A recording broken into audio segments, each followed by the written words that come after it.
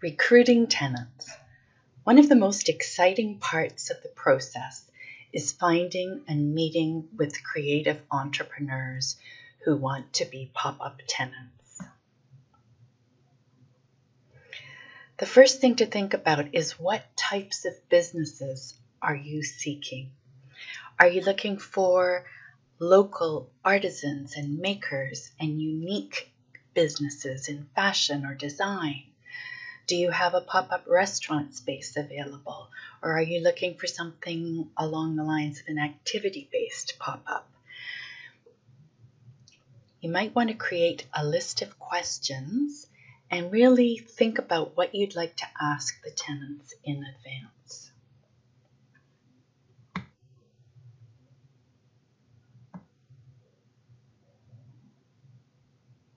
There's so many different ways to reach out to entrepreneurs and find them. One easy way is if you have a sign, once you have the space, you can advertise right in the window, asking people if they'd like to try their business in that location. Another way, of course, is online, where you can reach so many people through Craigslist ads or Kijiji ads.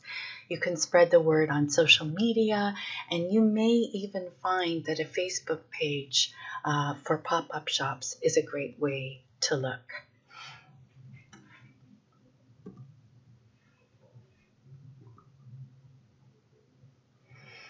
Are you looking for local independent people to fill the spaces, small, unique businesses, or are you seeking to attract some fancy corporate brands?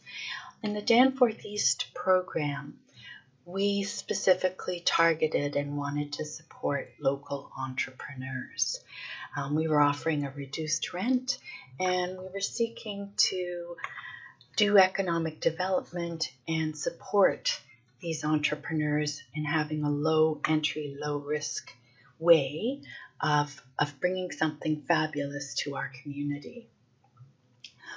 One thing you may not have thought about is, do you want to introduce a business that might compete with another local business that's already established in the same strip? We tried not to do that. We worked hard to find businesses that were going to be a good match because we wanted to build good relationships with the local existing businesses, and we wanted them to do well as well. The Danforth East Pop-Up Shop program worked with an application that was posted online, and we asked businesses who were interested in having a pop-up shop to answer the questions that would describe in a nutshell what they proposed to do in the space, when they were available, how much they could afford to pay, and we asked them to attach a short business plan, a CV, and any other materials that would help us to assess their application.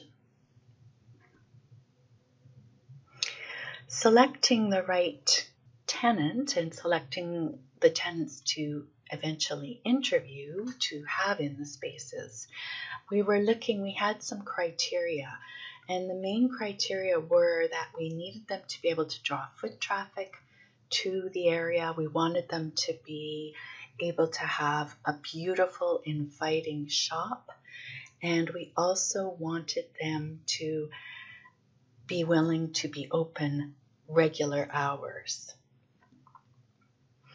We created this short form that our volunteers could use to assess any potential applicant, because in our case there were so many applicants that we needed a way to quickly go through and sort out those that were going to be the most appealing, that those were going to fit into the neighborhood, and those that demonstrated an ability, for instance, to attract customers because perhaps they had a strong social media following already.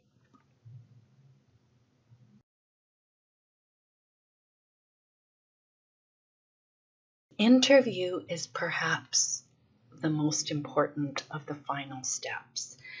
No matter what a potential tenant may have submit to you online, you may be surprised when you meet them in person. And retail is a person-to-person business.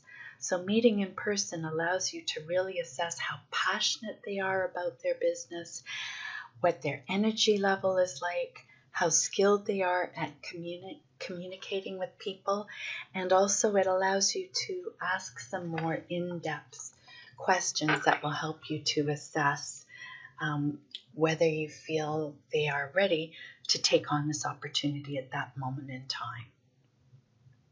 In the end, so much depends on the space or spaces that you have available for pop-up shops. You might want to consider, will the selected business be a good match for the space, the size, and the layout? And finally, will the new pop-up shop business be a good addition to the mix of nearby businesses?